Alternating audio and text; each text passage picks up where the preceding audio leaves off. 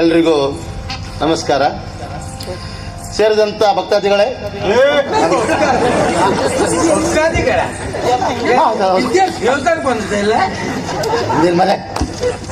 ಸೇರಿದಂತ ವಿದ್ಯಾರ್ಥಿಗಳೇ ಹಾಗೂ ಊರಿನವರೇ, ಗ್ರಾಮಸ್ಥರೇ, ಹಳ್ಳಿಯವರೇ, ಭೇಟಿಯವರೇ, ಇವತ್ತಿನ ವಿಶೇಷ ಅಂತ ಹೇಳಿದ್ರೆ ಇವರಿದ್ರೆ ಇವತ್ತಲ್ಲ ಅಂತ ಹೇಳಿದ್ರೆ ಎಂತ ಮಾಡಿದ್ರೆ ಗೊತ್ತಿಲ್ಲ. ಕೆಲಸ ಮಾಡುವ ಅವರು ಬಿಟ್ಟು ಮುಂದೆ ಮಾಡೋಲ್ಲ. ಯಾವ ವಿಷಯದ ಬಗ್ಗೆ ಹೇಳ್ತೇನೆ ಹೇಳ್ತೇನೆ ಮುಗಿದು. ಹಾಗಾಗಿ ಬಂದಿರುವಂತ ಎಲ್ರಿಗೂ ಅಭಿನಂದನೆ ಹೇಳಲೇಬೇಕು. ಸೇರಿದಂತ ಮಹಾಜನತೆಯೇ, ಬಹುಶಃ ಈ ನಮ್ಮ ಗುರುಮಠದಲ್ಲಿ ಬಹುಶಃ ಇಂಥ ಒಂದು ಕಾರ್ಯಕ್ರಮ ಭವಿಷ್ಯದಲ್ಲೇ ಬೆಳಕು ಮಾಡ್ತೀಯ ಹೇಳ್ತೆ ಮಾರ. ಹಾಗಾಗಿ ಇಂಥದ್ದು ಕಾರ್ಯಕ್ರಮವನ್ನ ನಮ್ಮ ಗುರುಗಳು ಇಟ್ಕೊಂಡಿದ್ದಾರೆ. ಮುಖ್ಯ ಅತಿಥಿಗಳಾಗಿ ಬಂದಂತ ಬಹುಶಃ ಬಿಟ್ಟು ಮಾತಾಡ ಬಹುಶಃ ಆಯ್ತದೆ ಮುಂದೆ ಹೋಗುದಿಲ್ಲ, ಸುಮ್ಮನೆ. ಇವರು ಯಾರವರೇ ಮಹಾರಾಜರು. ಮಹಾರಾಜರು ಬಂದಿದ್ದಾರೆ. ಮಹಾರಾಜರಿಗೆ ಪ್ರಥಮವಾಗಿ ಸ್ವಾಗತ. ಹೂ ಇತ್ತಲ್ಲ, ಇದ್ದಂಗಿತ್ತಪ್ಪ, ನೋಡ್ಬೇಕು. ಶಾಲೆ ಇತ್ತ? ಶಾಲೆ ತೋರ್ಲಿಲ್ಲ ಮಾರಿ, ಅಲ್ಲೇ ಬಿಟ್ಟು ಬಂದ. ನೀ ಅಂತ ಹೆಣವ್ರಿಗಿದ್ದ ಮತ್ತಿಲ್ಲ ನೀ ಅಂತ ಮೊದಲು ಹೇಳುದಲ್ಲ. ಬಂದಂತ ಮಹಾರಾಜರಿಗೆ ನಮ್ಮ ಗುರುಮಠದ ವತಿಯಿಂದ ಸ್ವಾಗತ, ಸುಸ್ವಾಗತ.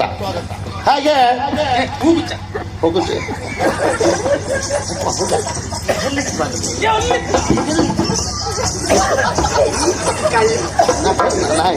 ನೀ ಹಿಡಿಸ್ಕೊ ಮರೆ, ನಾ ಹೇಳಿ ಕೊಟ್ರೆ ಭಾಷೆ ಮರೆ. ಇದು ಬಂದಂತ ಮಹಾರಾಜರಿಗೆ ಕಣ್ಮಣಿಯವರು ಹೂಗುಚ್ಛವನ್ನು ಕೊಟ್ಟು ಸ್ವಾಗತಿಸಬೇಕು. ಚಪ್ಪಾಳೆ. ಹಾಗೆ ನಮ್ಮ ಗುರುಮಠದ ಗುರುಗಳಾಗಿರುವಂತ ಹೆಸರಂತವ್ರು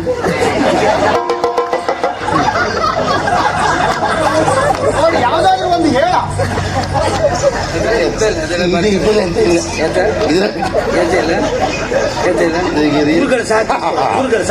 ಗುರುಗಳಿಗೆ ಸ್ವಾಗತ,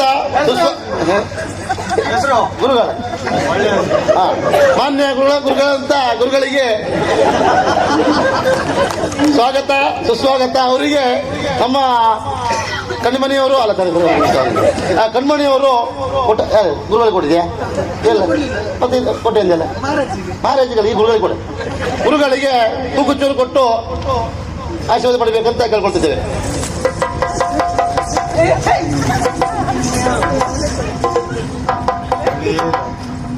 ಇಲ್ವಾ? ನೀ ಎಂತ ಕೊಟ್ಟದ? ಯಾವ ಲೆಕ್ಕದಲ್ಲಿ ಕೊಟ್ಟ ಹೇಳ?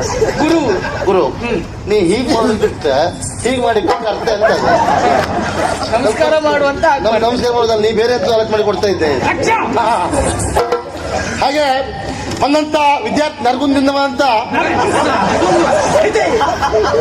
ನಲಂದ ಬಡ ಗುಂದ ನಲಂದ ವಿಶ್ವವಿದ್ಯಾಲಯದ ಎಲ್ಲಾ ವಿದ್ಯಾರ್ಥಿಗಳಿಗೂ ಸ್ವಾಗತ, ಸುಸ್ವಾಗತ. ಹೀಗೆ ಹೇಳುತ್ತಾ ನನ್ನ ಚಿಕ್ಕ ಸ್ವಾಗತ ಭಾಷಣವನ್ನ ಮುಗಿಸ್ತಾ ಇದ್ದೇವೆ. ನಮಸ್ಕಾರ.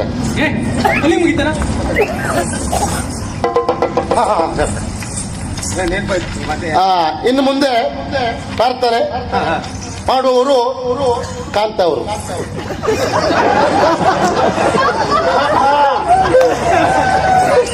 ಬಹಳ ಹರ್ಚಲ್ ಮಗನೆ ಮಾಡಿ ಈಗ. ನಂಗೆ ಗೊತ್ತಿತ್ತು ಇಂಥದ್ದೊಂದು ನನ್ನ ತಲೆ ಮೇಲೆ ಏನಾದ್ರು ಹಾಕ್ತೆ ಅಂತ. ನಾ ಅದಕ್ಕೆ ಗಣೇಶನ ಹತ್ರ ಬಾರಿಸ್ಕೊಂಡೆ ಬಂದಿದ್ದ.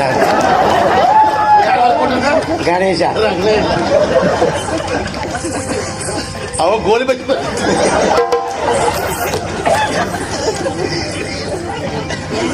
ಒಂದೀಪೆ ನೀನಕ್ಕೆ ಗಣನಾಥನ್, ಒಂದೀಪೆ ನಿನಗೆ ಗಣನಾಥ. ಒಂದೀಪೆ ಅಂದಿಲ್ಲ, ಒಂದೀಪೆ ನಿನಗೆ ನೀ ಹೇಳ. ಮೊದಲು ಒಂದಿಪೆ ನಿನಗೆ ಗಣನಾಥ ಹಾದಿಯಲ್ಲಿ ನಿನ್ನ ಪಾದ ಹಾದಿಯಲ್ಲಿ ಬರುವ ನಿನ್ನ ನೆನಪಾಗಿ ಹಿಡ್ಕ ಬಂದೆ ಹಾದಿಯಲ್ಲಿ ನಿನ್ನ ಪಾದ ಪೂಜಿಸಿ ಮರಾಯ ಸಾಧಿಸಿದ ರಾಜ್ಯವ ಗಣನಾಥ ಒಂದಿಪೆ ನಿನಗೆ ಗಣನಾಥ.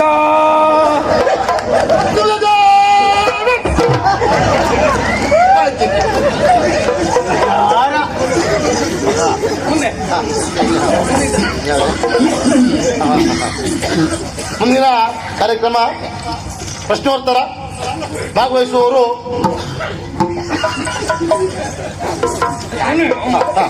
ಸಮುದ್ರ ಅವರು, ಹಾಗಾಗಿ ಭಾಗವಹಿಸ್ಬೇಕು.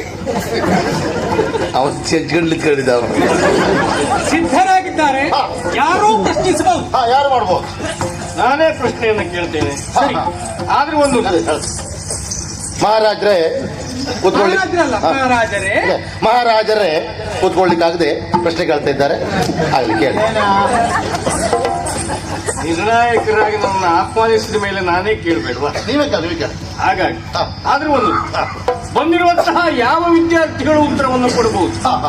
ಈ ಗುರುಕುಲದವರೇ ಆಗಿರಬಹುದು, ನಲಂದದವರೇ ಆಗಿರಬಹುದು. ಯಾರು ಥಟ್ ಅಂತ ಉತ್ತರ ಹೇಳ್ತಾರೋ, ಸರಿಯಾದ ಉತ್ತರ ಹೇಳ್ತಾರೆ, ಥಟ್ ಅಂತ ಉತ್ತರ ಕೊಟ್ಟವರಿಗೆ 3 ಪುಸ್ತಕ ಅದಕ್ಕೆ ವ್ಯವಸ್ಥೆ ಮಾಡೋಣ. ಕೇವಲ ಪುಸ್ತಕ ಮಾತ್ರ ಅಲ್ಲ, ಉಡುಗೊರೆ ಉಂಟು. ಹಾಗೆ ಹೇಳಿದವರ ಈ ಸ್ಪರ್ಧೆಯಲ್ಲಿ ವಿಜೇತರಾಗ್ತಾರೆ. ಮೊದಲನೇ ಪ್ರಶ್ನೆ, ಯಕ್ಷಗಾನ ಅಂದ್ರೆ ಏನು?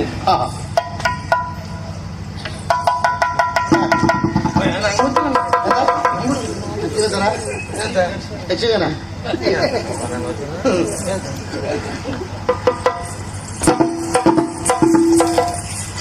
ಯಕ್ಷಗಾನವೆಂದರೆ ಸರ್ವಾಂಗೀಣ ಸುಂದರವಾದಂತಹ ಒಂದು ಕಲೆ.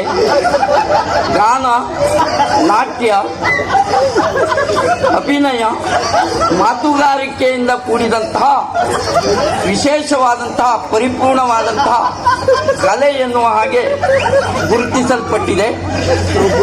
ಕರಾವಳಿಯ ಭಾಗದಲ್ಲಿ ವಿಶೇಷವಾಗಿ ಆಡಿ ತೋರಿಸುತ್ತಿರುವಂತಹ ಈ ಕಲೆಯನ್ನ ಗಂಡು ಕಲೆ ಎನ್ನುವ ಹಾಗೆ ಗುರುತಿಸಲ್ಪಟ್ಟಿದ್ದಾರೆ. ಈ ಕಲೆಯಲ್ಲಿ ವಿಶೇಷವಾಗಿ ಅನೇಕ ರೀತಿಯ ಪ್ರಕಾರಗಳನ್ನು ನಾವು ಗುರುತಿಸಬಹುದು. ತೆಂಕು, ಬಡಗು, ಬಡಾಬಿಡುಗು ಎನ್ನುವಂಥ 3 ಪ್ರಕಾರಗಳು ನಮ್ಮಲ್ಲಿ ಪ್ರಚಲಿತದಲ್ಲುಂಟು. ಹಾಗಾಗಿ ಗಂಡು ಕಲೆ ಎಂತಿರುವಂತಹ ಈ ಯಕ್ಷಗಾನವನ್ನು ನೋಡಿದರೆ ಇತಿಹಾಸ, ಧಾರ್ಮಿಕ, ಪೌರಾಣಿಕ ಎನ್ನುವಂತಹ ಎಲ್ಲ ರೀತಿಯ ವಿಶೇಷವಾದಂತಹ ವಿಷಯಗಳು ನಮಗೆ ಮನಮುಟ್ಟುವ ಹಾಗೆ ನಾವು ಅರ್ಥೈಸಿಕೊಳ್ಳಬಹುದು. ಸರ್ವಾಂಗೀಣ ಪರಿಪೂರ್ಣವಾದಂಥ ಕಲೆ ಎಂದರೆ ಯಕ್ಷಗಾನ. ನಂಗೆ ಸಮಸ್ಯೆ ಅದಲ್ಲ, ನೀ ಹೇಳುದು ಅಷ್ಟು ಹೀಗೆ ಮಾಡ್ತಿದ್ದಲ್ಲ ನೀನು. ನಂಗೆ ಏನೋ ಸಮಸ್ಯೆ ಕೈಯಲ್ಲಿದ್ದು ನೋಡಿದೆ ನೀನು. ಯಾಕೆ ಹೇಳಿದ್ರು ಅನ್ನುವುದಕ್ಕಿಂತ ಏನು ಹೇಳಿದ್ದಾರೆ ಅನ್ನೋದು ಮುಖ್ಯ. ಸರಿಯಾಗಿ ಹೇಳಿ. ಸರಿಯಾದ ಉತ್ತರ. ಮುಂದೆ ಎರಡನೇ ಪ್ರಶ್ನೆ, ಮುಂದೆ ಬದುಕಿನ ಮೌಲ್ಯಗಳನ್ನು ತಿಳಿಸುವಂತಹ ಪುರಾಣ ಕಾವ್ಯಗಳು ಹಲವು ಇರಬಹುದು. ಮುಂದೆ ಆದ್ರೆ ಮುಂದೆ ಅವುಗಳಲ್ಲಿ ಪಂಚಮ ವೇದ ಎಂಬುದಾಗಿ ಕರೆಸಿಕೊಂಡಿರುವಂತಹ ಮಹಾಕಾವ್ಯ ಯಾವುದು? ಪಂಚಮ ವೇದ ಪ್ರಸಂಗ ಅದು ಇಲ್ಲ. ಇದಕ್ಕೂ ಸಮುದ್ರವರೇ ಉತ್ತರಿಸಬೇಕಂತ ಹೇಳ್ಕೊಟ್ಟಿದ್ದೆ.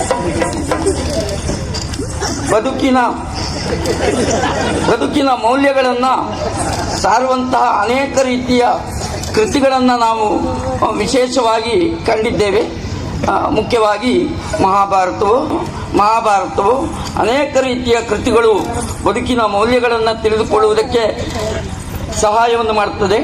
ಆದರೆ ವಿಶೇಷವಾಗಿ ಮಹಾಭಾರತ ಎನ್ನುವಂಥದ್ದು ಬದುಕಿನ ಮೌಲ್ಯವನ್ನು ಎತ್ತಿ ಹಿಡಿಯುವಂತಹ ಪುರಾಣ ವಿಶೇಷವಾದಂತಹ ಕಥನವಾಗಿದೆ. ಮಹಾಭಾರತ ಈ ಕೇಳಿದ ಪ್ರಶ್ನೆಗೆ ಉತ್ತರ. ಸರಿಯಾದ ಉತ್ತರ. ಮುಂದಿನ ಪ್ರಶ್ನೆ ಉಂಟು. ತಾಯಿ ಎಂದರೆ ಯಾರು? ಅದರಲ್ಲಿಯೂ ಎರಡನೇ ತಾಯಿ ಎಂದ್ರೆ ಯಾರು? ತಾಯಿ ಅಂತ ಹೇಳಿದ್ರೆ ಅಪ್ಪಯ್ಯ ಮೊದಲು ಮದುವೆ ಆಗಿರೋಳು. ಎರಡನೇ ತಾಯಿ ಅಂದ್ರೆ ಅಪ್ಪ ಇಟ್ಕೊಂಡು ಅಲ್ಲ ಮತ್ತೆ ಎಂತ ಹೇಳೋದು. ಎರಡನೇ ತಾಯಿ ಅಂದ್ರೆ ತಾಯ್ತನಕ್ಕೆ ಇರುವಂತಹ ಮೌಲ್ಯದಲ್ಲಿ ಎರಡನೇ ತಾಯಿ ಎನಿಸಿಕೊಳ್ಳುವುದು ಯಾರು? ಇದಕ್ಕೆ ಉತ್ತರ ಸಮುದ್ರ ಕೊಡಬೇಕು. ತಾಯಿ ಎಂದರೆ ಭೂಮಿಯಲ್ಲಿ ಓಡಾಡುವಂತಹ ದೇವತೆ ಎನ್ನುವ ಹಾಗೆ ಎಲ್ಲರೂ ನಾವು ತಿಳಿದಿದ್ದೇವೆ. ಪ್ರತಿಯೊಂದು ಮಕ್ಕಳು ಕೂಡ ಪ್ರಪಂಚದ ಬೆಳಕನ್ನು ಕಾಣುವುದಕ್ಕೆ ಮೂಲ ಕಾರಣೀಕರ್ತಳೆ ತಾಯಿ. ಅದರಲ್ಲಿಯೂ ವಿಶೇಷವಾಗಿ ಎರಡನೇ ತಾಯಿ ಅಂತ ಕರೆಸಿಕೊಳ್ಳುವವಳು ಹೆತ್ತವಳಲ್ಲದೆ ಹಾಲನ್ನು ಉಣಿಸುವವಳು ಎರಡನೇ ತಾಯಿ. ಈ ಪ್ರಶ್ನೆಗೆ ಉತ್ತರ ಇದೆ. ಸರಿಯಾದ ಉತ್ತರ. ಯಾಕೆ? ಪ್ರಪಂಚ ಮುಖದಲ್ಲಿ ಹೆತ್ತಾಕಿಯೇ ಹಾಲಿಡಿಸುವುದು ಕ್ರಮ. ಆದರೆ ಕಥೆಯಲ್ಲಿ ನಾವು ಕೇಳಿದ್ದೇವೆ, ಕರ್ಣನನ್ನು ಎತ್ತಿಕೊಂಡಂತಹ ರಾಧೆ ಅವಳಿಗೆ ಮೊದಲು ಮಕ್ಕಳು ಇರಲಿಲ್ಲ.